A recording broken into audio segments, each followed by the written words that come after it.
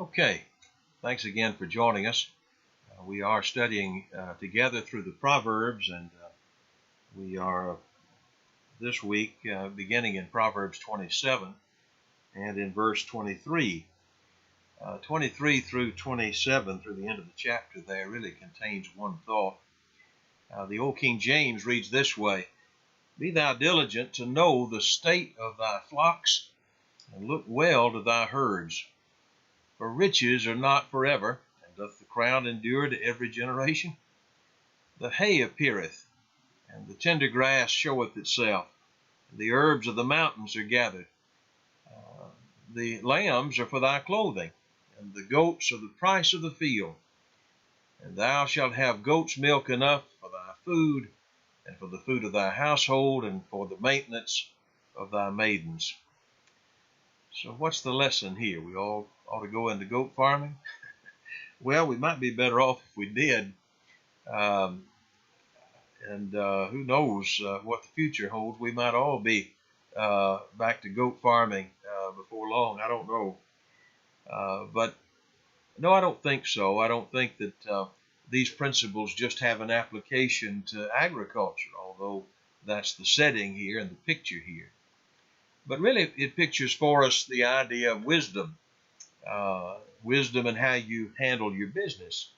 There's some really practical lessons that, as the Proverbs always do, they meet us where we live. In handling our business, there's some lessons that he commends to us. One of them, obviously, is diligence. You need to know, to be fully aware, to know the state of your flocks and your herds, as the case might be. There's a practical need for that when it comes to keeping sheep, for example, because it's not automatic. There's a care that's got to be involved in that type of work. I read a book on the Proverbs by a fellow named Phillips, and he quotes from a shepherd who had spent his life working with sheep. And so I'm just going to take his word for this. And if you know the keeping sheep and you have a different idea, you can share that with me at some point. But his idea was that sheep are as dependent as any animal could be. The quotation was that sheep need constant care. It's the only animal that can get lost within sight of its home. A sheep would quickly starve to death or die of thirst were it not for the shepherd. Most animals can smell water in the wind far off, but not the sheep. Left to itself, domestic sheep may eat poisonous plants because it cannot tell the difference between good plants and harmful ones. Not strong, not swift, not smart, a sheep is the most defenseless of all animals. Well, obviously, if that's anywhere near true, you can see why a shepherd needs to be about his business. That's true about most businesses. It's true about most things in life. Very few things are automatic except failure. The rest of it comes with work, with effort, with diligence. And that's what he commends to us here. A wise man will be diligent. Matthew Henry points out that we ought to have an eye to it ourselves, not to turn it over to somebody else, he says. We should, with our own eyes, inspect the state of our flocks. It is the master's eye that makes them fat. And so he commends us to diligence with our flocks and our herds, with our business. There's an old story that I've shared with some of you before about two ranches, pretty good sized operations, had cattle and livestock side by side. The fellows were neighbors, good friends.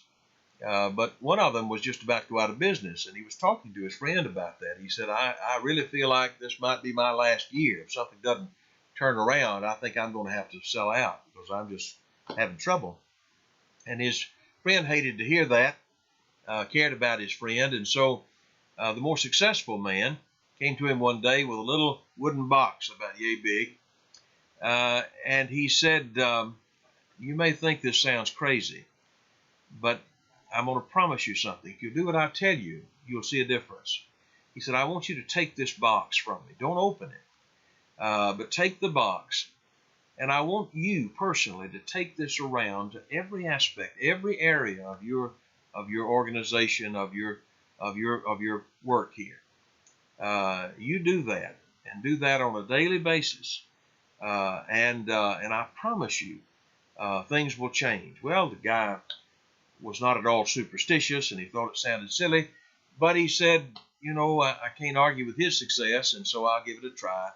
So you can imagine what happened. He took his box around to the far part of his property. He hadn't been there in quite a while, in fact. And while he was there, he was noticing that there was a pasture where there were too many animals that were put into that one pasture there instead of being spread out over his land. Wasn't good for the land, wasn't good for the animals. Some of them looked underfed, so he got someone to take care of that matter and got that attended to.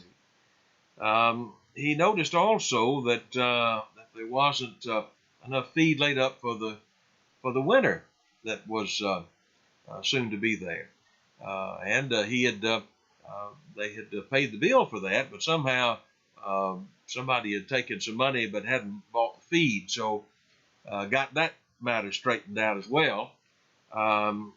He also began to notice how that some of the facilities just didn't look like they had been taken care of. So he made some calls and got some repairs made that needed to be made.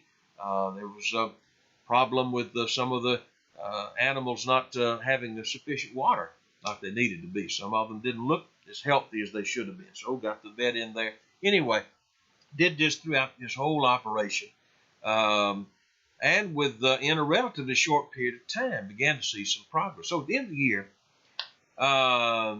he visited with his friend, and he said, look, I really think that I'm beginning to see a difference here, and I wish you'd let me keep this little box. And the guy said, well, I don't care what you do with the box. I don't really want it back. Did you open it? He said, no, you told me not to. He said, why don't you open the box?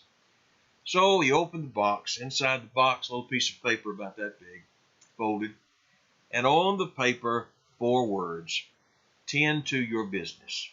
And that was it. No magic, no superstition, just simply a fella who had been assuming too much, who hadn't been minding the store, as we say. That was his problem, and his friend could see that. That was his way of gently moving him toward that. It's a 3,000-year-old lesson, isn't it? You've got to be careful. You need to be aware yourself of what's going on. A fellow, especially if he's got a business of any size. If you're running a hot dog stand, maybe you can handle all that yourself. But if a fella is in a business or owns a business of some size, he can't do everything by himself. We understand that. But he better know what's going on. And he better be checking and be aware himself of how things are going and how people are responding. If he doesn't do that, Solomon said, you're going to be in trouble. That's a lesson that will bear true in any age. Then verse 24, he adds this precept to it. For riches are not forever, and doth the crown endure to every generation? Again, nothing's automatic. That's the reason why you have to tend to a business, is because things change, even a kingdom. You could have the kingdom, but if you don't mind that kingdom, it can get away from you, and it will. So it's a warning. It's a warning about taking our blessings for granted, taking the opportunities that God has given to us for granted. And it's a great lesson that speaks to us even today. In verse 25, the text reads again, the hay appears and the tender grass shows itself and the herbs of the mountains are gathered. One of the modern speech paraphrases reads, you cut the hay and then you cut the grass on the hillside while the next crop of hay is growing. One way to understand those words is to think about it in terms of there's always something to do and everything in its time. But there's hardly a time. That's certainly true about farming. Every season has its work, its job that's critical, because if you don't do this, you won't be ready for the next season. And that's true about a lot of businesses. Every season has its job. Today has its work so that tomorrow will be what it needs to be. So Solomon says, wisdom teaches us, take care of today's business. And maybe there's something here. I think Mr. Clark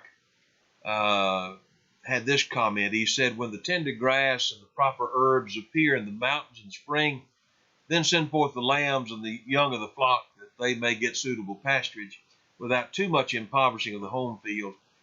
Again, maybe getting too deep here into the farming picture, but the idea seems to be everything in its season, and taking care of today's job. That's an important part of success. Wisdom teaches that. And then in verses 26 and 27, the lambs are for thy clothing, and the goats are the price of the field. And thou shalt have goat's milk enough for thy food, and for the food of thy household, and for the maintenance of thy maidens. You have what you need in your hands. You just have to use it in the proper way. It's a great lesson. One of the great lessons Mr. Alden says in this passage is that we've got to exercise wisdom in planning so that we can take proper care of the assets we have and make them work for us. Again, the Proverbs are intensely practical. And one thing this lesson reminds us of is that we waste more than most people ever dream about having. You know, there's a non-biblical proverb, but it certainly, I think, fits some of these principles we're reading about today. Waste not, want not. I think about myself. How much do I waste? Might waste time. That's a terrible thing to waste. But in terms of material things, in terms of planning, you know, it's not so much we don't have enough income in many cases. It's just that we don't use very wisely what we have. And there are all kinds of opportunities there before us. But what are we doing with them? So this is a great reminder of that. It's set in the idea of a farmer and his livestock, but it has just as much application to any kind of business and even to the 21st century. So be wise. Don't be wasteful. Don't be slothful. Don't be neglectful of the opportunities that God gives. And you'd be amazed at how blessed we really will see we are. Okay, 28th chapter. We'll get started with that tonight, Lord willing. Beginning here in verse 1. 28:1 reads, the wicked flee when no man pursues, but the righteous are bold as a lion.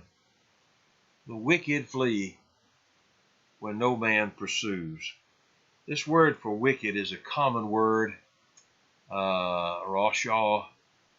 It's used a number of times in the Old Testament, and it suggests the idea of someone morally wrong. Here's a person who is actively bad, Mr. Strong said, ungodly, even a criminal. So here's someone given over to wickedness, whether it be against God or man or both. That's compared with a righteous man. This word tzaddik, lawful, just, morally upright fella, someone who is given to conforming to a standard. And in this case, the standard would be the standard of God. So here, men, two very different people. One is a man given to license. He's a fellow just given over to his lust, whatever is satisfying of that lust at the moment. Here's another fellow who lives by rule, by standard, and pays whatever price he has to do the right thing. Okay, two different fellows, the wicked and the righteous. And he says here that the wicked flees when no man pursues. The righteous are bold as a lion. What does he mean by that? Well, that kind of language about fleeing when no man pursues, we certainly see that in the Pentateuch, in the books of Moses. Over in Leviticus 26, the Lord makes the point there in verse 3, as he's giving the law to Israel. If you walk in my statutes and keep my commandments and do them, then certain things are going to follow.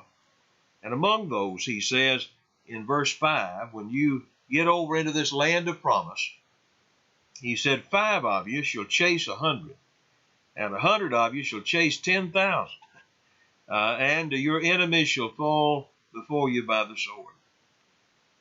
So here's a promise, and the promise is that you'll have great success, and that none will be able to stand before you. On the other hand, and it's a choice, Israel had a choice. Verse 15 of Leviticus 26, if ye shall despise my statutes, or if your soul abhor my judgments. We don't want God's word. We're going to follow our own way. We're going to tell God no. Not do my commandments, break my covenant. In verse 17, I will set my face against you, and ye shall be slain before your enemies. They that hate you will reign over you, and you'll flee when none pursues. So you see the point there. And the same point is made in Deuteronomy 28. The language suggests either you're going to have success or failure. You're going to have courage in righteousness, or you're going to find the fear that comes with a guilty conscience. Wasn't it Shakespeare who said that our conscience makes cowards of us all? Same kind of principle, I think, that we find in this great inspired wisdom here. Bad conscience makes men timid. The righteous are alone truly bold. In the Proverbs again, in the 14th chapter this time, Proverbs 14 and in verse 26, in the fear of the Lord is strong confidence, and his children shall have a place of refuge. Over in the Psalms, in Psalm 27, again, echoes of the same principle, I think, are found. Psalm 27 and verse 1 begins, the Psalm of David, the Lord is my light, my salvation. Whom shall I fear? The Lord is the strength of my life. Of whom shall I be afraid? We might think that's a strange thing for David to say. Didn't he spend some time running from Saul? Well, he did. Saul was the king, and David was in a very difficult, I won't say impossible, but a very difficult situation, because his life is on the line at the hands of this king, and yet because he is God's anointed, David won't dare fight back. And so all he can do is run from Saul, because he does not feel that it's his place to take the vengeance upon the king. That's the Lord's job, and eventually that's exactly what happened. But I would say that this is not inconsistent, that David, in another sense, had no fear, because he knew he was right. I think there was a time later in David's life when he was ridden with guilt because of some real wickedness that he had done. And then he was timid and fearful in many ways. But at a point early in his life when he was doing the right thing and he was suffering for the right reasons, I think that's what kept him going. I think that's how David could make that hard journey that he did through the wilderness, is because he had that confidence that comes from a good conscience. And the opposite is true, and that's really what our proverb is about. Matthew Henry wrote, he said, guilt in the conscience makes men a terror to themselves, so that they're ready to flee when none pursues, like one that absconds for debt, who thinks everybody he meets is a bailiff. If they flee when none pursues, what will they do when they see God? That's a great question. It's interesting because, you still got folks that are scared to death of debt collectors. Why? Because they know they owe somebody. That guilty conscience is what hinders us. And in life, that's true. And there are people that, they've got a wad of cash in their pocket. But they live every day looking in every direction and peeping out of windows, scared of who might turn them in or who might be ready to either kill them or maybe some law official arrest them or whatever it might be. There's an uneasiness that comes from a guilty conscience. And that's really what this point of wisdom is about. Mr. Bridges says it this way: the godly man is afraid of nothing. Not God, because he knows him to be his best friend and he won't hurt him. And not Satan, because he cannot hurt him. and not afflictions, because he knows they come from a loving God that will end in his good, and not creatures, since the very stones of the field are in league with him, and not himself, because his conscience is at peace. And how thankful we are for that. What a contrast with that. One of our brethren the other day was in a talk on Wednesday night, was talking about Adam, and Adam asking, or Adam hiding, I'm sorry, and God asking the question, Adam, where art thou? Of course, God wasn't asking that for information's sake. I mean, God knew where Adam and Eve were. After they had sinned, they hid themselves. They'd never done that before. What God wanted them to do was see for themselves. Look at where you are. See where you are. See what sin has done to you. Point's been made many times. You know, after Adam and Eve partook of the forbidden fruit, they sinned against God. They crossed that line. How different everything looked to them. God looked different. They themselves, they were ashamed at their nakedness. They'd never been ashamed before. And even Adam looked at his wife differently. This woman that you gave me, she was the one that caused it. How things changed because of the terrible effects of sin. And again, the wise man reminds us that that's what happens, that sin has a way of eroding our confidence, of bringing fear into our lives to a degree that's just crushing. Well, let's look at another, if we might, this time the second verse of chapter 28. For the transgression of a land many are the princes thereof, but by a man of understanding and knowledge the state thereof shall be prolonged. Some of the other translations read this way, the ESV, when a land transgresses, it has many rulers. But with a man of understanding and knowledge, its stability will continue long. One of the paraphrases reads, when a nation sins, it will have one ruler after another. But a nation will be strong and endure when it has intelligent, sensible leaders. Of course, this is a generalization. There certainly are times when some nations have had long sustained leadership, but it's been evil. And we can think of some modern examples. You know, Stalin was in power for a long time, as was Mao, as was Castro, and even in the Bible, the king that reigned the longest spent most of that time in abject evil, Manasseh. But what he says is still true, and that is that so many times a nation given over to sin and rebellion and lawlessness, that breeds the kind of turmoil that feeds unrest. Political instability, Mr. Johnson wrote, indicated by constant succession of leaders, may be considered as a national punishment. By contrast, the Lord blesses a righteous nation with able and stable leadership. Great example in the scriptures, I think, goes back to the story of Israel and Judah. Israel in particular. What a contrast between what was going on in Israel and Judah in terms of their leadership, the dynasty of the house of David versus all the turmoil up north.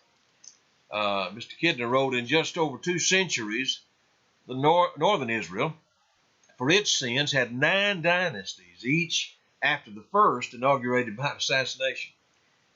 In 3.5 centuries in Judah, for David's sake, it had 1 dynasty, and that was the house of David.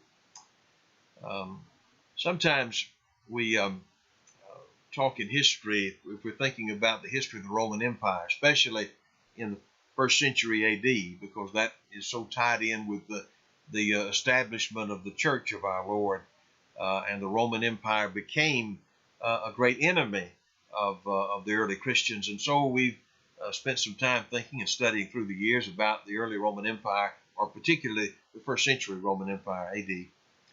And there is a period known as the Year of 4 Emperors, in which you had the succession of men who, within a period of a year, 4 different men sat in the emperor's chair. Well, that looks mild compared to the history of Israel. We read about 3 kings that Israel had within the space of a month. Over in 1 Kings 16 and in verse 8, there was a fellow named Elah who reigned for a couple of years, a wicked man, and he was assassinated by a man named Zimri. Zimri had access. He had a means of killing the king and took his chair, but he had no backing. He had committed some other murders and certainly brought down not only Elah, but that entire house. But people turned against him, and they turned toward Omri. And so 7 days he reigned when he himself was killed, and another man took his place. So 3 men sat as king, different men sat as king over Israel within the space of a week. And that says something about the kind of turmoil and unrest and the lack of foundation in that place in that time. As nations become more lawless in their heart, you certainly can expect to see more and more turmoil politically. We have been so blessed in our country, as you know, but there are a lot of people, good people, who live in countries throughout the world where you just wake up every day and wonder which military dictator is reigning today. We may see that before it's all over in our lifetime. We don't know here. But be that as it may, the hope that a nation has is that enough people will love God and love their neighbor and have a law-abiding and a respectful attitude that will affect the nation as a whole. If that doesn't happen, then it's just anybody's guess what might come next. The 3rd verse of chapter 28 reads this way: Poor man that oppresseth the poor is like a sweeping rain which leaves no food. A poor man that oppresseth the poor is like a sweeping rain which leaves no food. I think it's good to define words here. And you see that word poor twice, but it's not the same word in the original. They are different words. The first word for poor there is a word which suggests the idea of someone who is destitute, someone who's needy. The second one suggests more literally somebody who is feeble, who is slack. They are synonyms, but they are different words. But they really describe people from the bottom rung. Both of them do. And what it says is may seem on the surface to be remarkable, but really I think it's something that's not all that unfamiliar. A poor man who oppresses the poor is a beating rain that leaves no food. That there are times when poor people, when people from the low end of the scale, as it were, have their chance to have power in their hands. And when they do, in some cases, they can be the most cruel of any. The result, the idea of leaving no food, is the idea of a rain that's so strong and harsh that it washes away the seed, washes away the plant. It doesn't leave anything behind. The grass is not going to grow back because it's been just washed out. John Wesley wrote years ago, this fella is like a violent rain or a flood that washes away the very seeds in the earth. He is the worst of all oppressors. I like this quote from Cambridge Bible. I think it is very helpful, and I'll share it with you. He wrote that the proverb has commonly been held to refer to official oppression. A man in authority is implied. In many Eastern countries, the offices of government are frequently sold to needy men whose use of power to reimburse themselves by oppressing others is commonplace. So he says most people, when they read this, they think about, again, those on the low rung who gain a position of power in government. Immediately what comes to mind, perhaps, are the publicans in the New Testament. You know, when the Romans had occupied Judea, they collected taxes for Rome, and they would hire Jews to collect taxes from the Jews. And those people were especially despised by their brethren. They were working for foreigners. Not only that, but in many cases they had the reputation, and it was true in some cases, for being dishonest and dishonorable. If the plan basically was, look, we want you to collect X taxes for Rome. If you collect more than that, that's your business. We expect this much. And they could go and lean on people and threaten people. They had the backing of Rome behind them, and force people into paying them exorbitant prices, and they would pocket that money. It's a rather crude and dishonest picture, obviously, but it sort of fits this idea pretty well. Those people, some of them may have been the poorest. Who else would take a job like that? Well, somebody ruthless, someone who was desperate and who had no principle. And a fellow like that, who now has the robe of power, can be especially harsh. Doesn't have to be a government official, though. And that's the point that Cambridge makes. The scope of the proverb, he continues, must not be restricted to this. It is quite general and is verified in the exactions of the needy employer, owner, the creditor among ourselves. The hungry contractor undertakes the job at the lowest possible price and secures his profits by getting hungrier and weaker creatures than himself to do the work at a lower price, lower than possible, literally at starvation wages. He just simply saying, you find this in all levels of society, in business, in other places. Someone who crawls their way up from the bottom, and they get the hold of the power. A little power is a dangerous thing. We've all heard that. And they have no mercy. They have no memory, it seems, of what it's like to be on the other end of this. Now they've got the chance to take from someone else and to take advantage of other people. And so they do. And that's why he says that a poor man of that mindset oppressing the poor can be the most cruel of all. The guy who has been there and who has no compassion for those who remain there. As he points out, even among schoolboys, many times it's the fellow who was bullied who becomes the worst bully of all. And so it may be.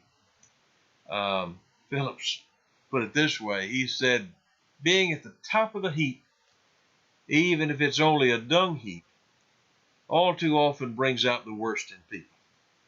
Being near the bottom but not at the bottom also brings out the worst in a person. Something about people that this is sadly a truism.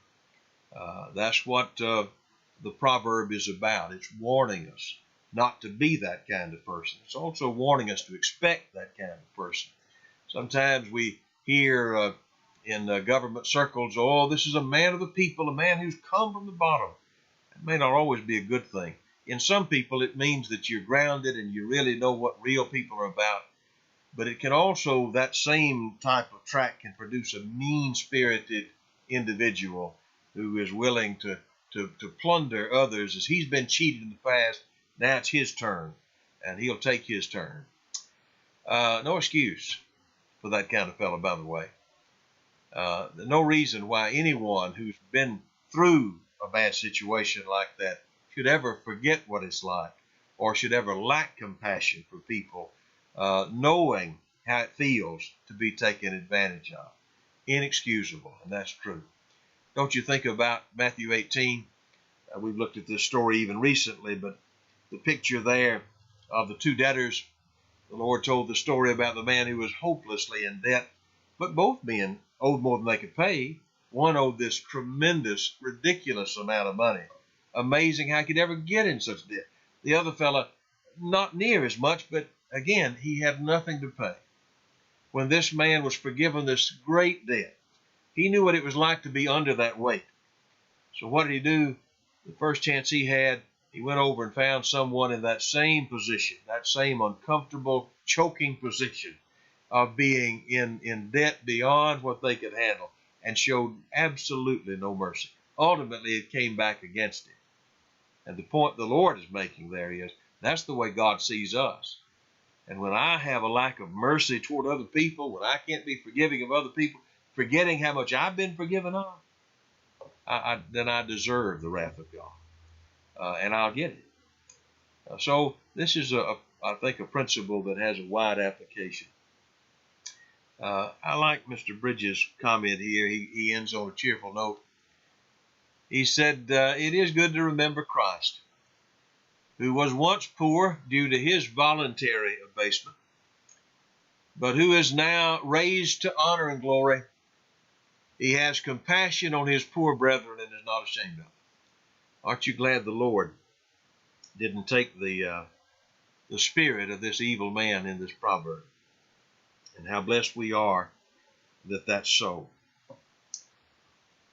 Let's look at another, if we might, of the Proverbs. We'll go to verse 4.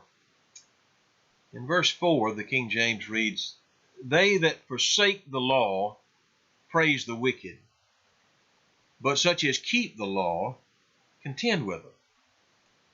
Two very different reactions to the wicked based on the values that we have, really.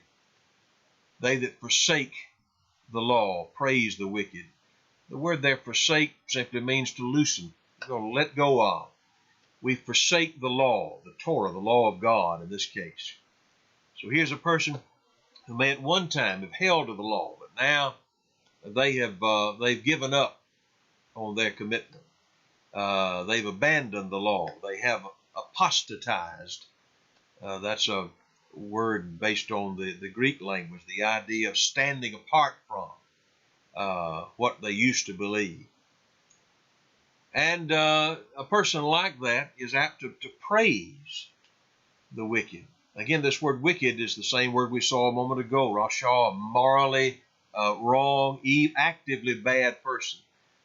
But they're being praised, favored, celebrated by someone who has let go of the law of God. On the other hand, the other side, in contrast, you have someone that keeps the law of God. They haven't let go. This word keep is a great word. It properly means to hedge about, and to hedge about with thorns, as it were. To keep what's inside, to guard what's inside, to protect what's inside. There's a protective attitude about the Word of God. Here's someone who is careful for the Word of God. And they have a very different reaction to those who are morally evil, those who are given over to wickedness. They contend with them. The word here, contend, literally means to grate. Here is friction. One of the translations says, "They that forsake the law praise the wicked man. They that keep it are incensed against him." They reprove him. So, the reason they do that is because they just have a very different view about what's right, what's wrong, what's important, what's real. And depending on where you stand, where your heart is, that's how you're going to see the rest of the world. That's why people say what they say and do what they do, because of who they are and what they hold to be sacred. One of the translations reads in our passage, "Those who abandon God's teaching praise wicked people, but those who follow God's teaching oppose wicked people." Well, of course they do. What else could they do? You can't imagine somebody who follows God's teaching praising wickedness. Now, I don't mean to say that there may not be something praiseworthy about people, even people who have given over to many sins. The Lord once praised a man who was guilty of all kinds of dishonesty and fraud, but he praised one thing about him, the one thing that was praiseworthy. In Luke 16, he praised him because he had the foresight to prepare today for what was coming tomorrow. So that may be true. But we're talking about praising wickedness, applauding people, and seemingly giving our blessing to people who are anything but righteous. Mr. Garrett capsulizes the point, I think, this way in this statement. One's attitude toward the law will determine one's evaluation of people and thus one's choice of companions. I don't know. I'm not a Facebook guy, but I'll just make this one application.